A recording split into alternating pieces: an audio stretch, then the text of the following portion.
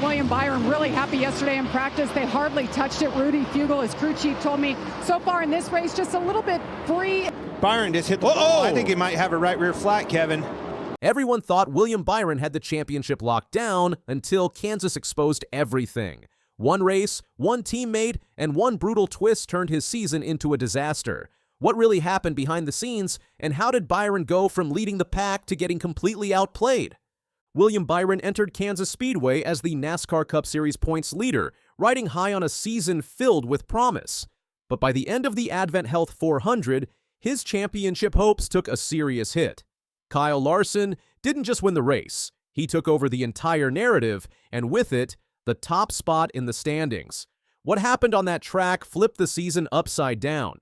Kansas Speedway is always intense, but this race was something else. The 1.5-mile tri-oval promised speed and chaos, but no one expected just how dominant Kyle Larson would be.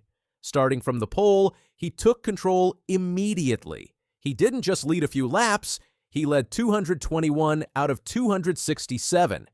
That's not racing. That's a statement. Larson's performance wasn't just clean and fast, it was surgical. Every pit stop was executed with perfection. Every restart saw him pulling away like the race had just started. And when other drivers started slipping on worn tires, Larson kept pushing. By the time the checkered flag dropped, he'd won both stages, led almost the entire race, and walked away with his third win of the season. That win also marked the 32nd of his career, tying him with Dale Jarrett, one of the sport's legends. This wasn't just another Sunday drive, it was a career-defining performance. While Larson was dominating, William Byron was falling apart. His day started with promise, but it didn't take long for things to go sideways. An aggressive tire pressure call early in the race backfired badly. The right rear tire went flat, causing him to spin out right on pit road.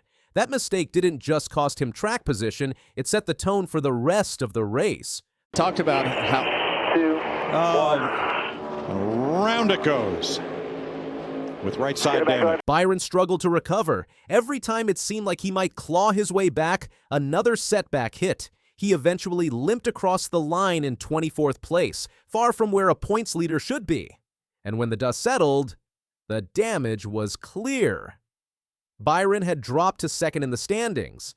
Just one race cost him everything he'd built up this season.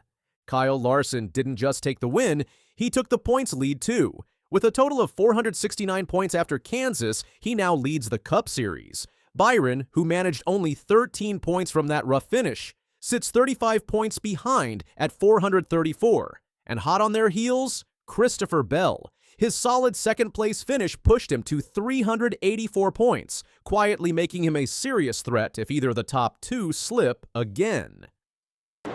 Brad's in the wall. Caution's out. Start creeping low here. Come on down.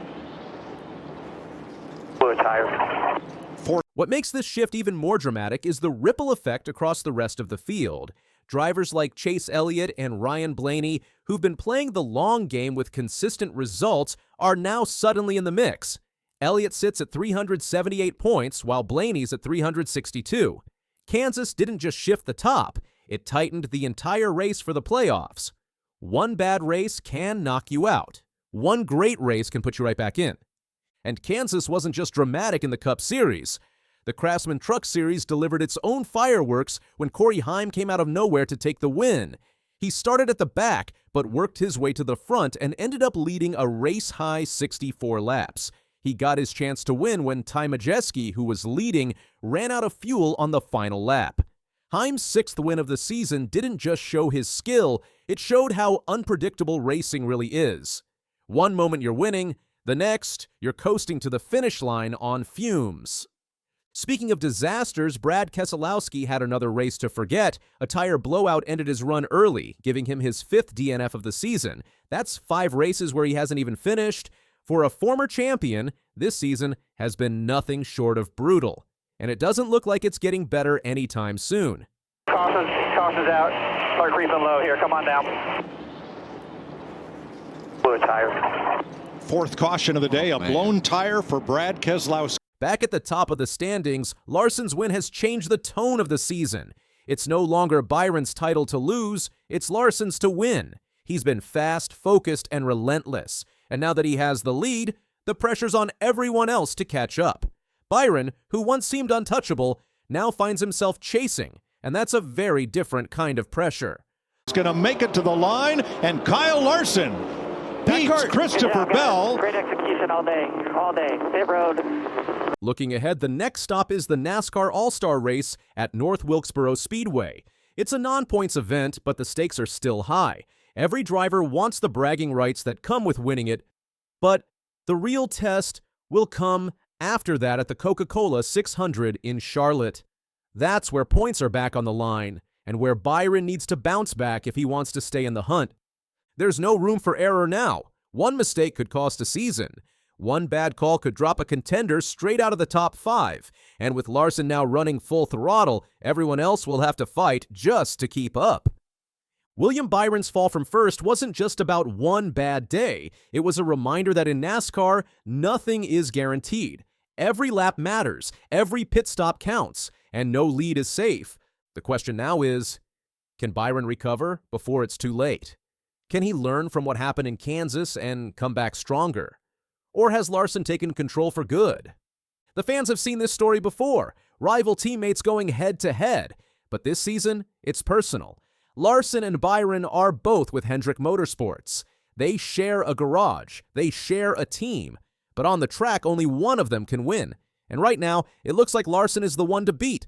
But don't count Byron out just yet. He's shown resilience before. And with tracks like Charlotte, Sonoma, and Nashville coming up, he's got opportunities to fight back. The real battle is just beginning. Kansas was a wake-up call not just for Byron, but for the entire field. Larson's performance showed what it takes to win in this series, and Byron's struggles showed how quickly things can fall apart. The 2025 NASCAR season just got a lot more interesting. And the road to the championship, it's now a high-speed chase with no guarantees and no second chances. So buckle up, because if Kansas was any indication, this season is far from over. And with every race, the stakes just keep getting higher. This season's just getting started, and it's already wild. Make sure you're subscribed so you don't miss what happens next, and drop a comment. Is Byron done, or is the real fight just beginning?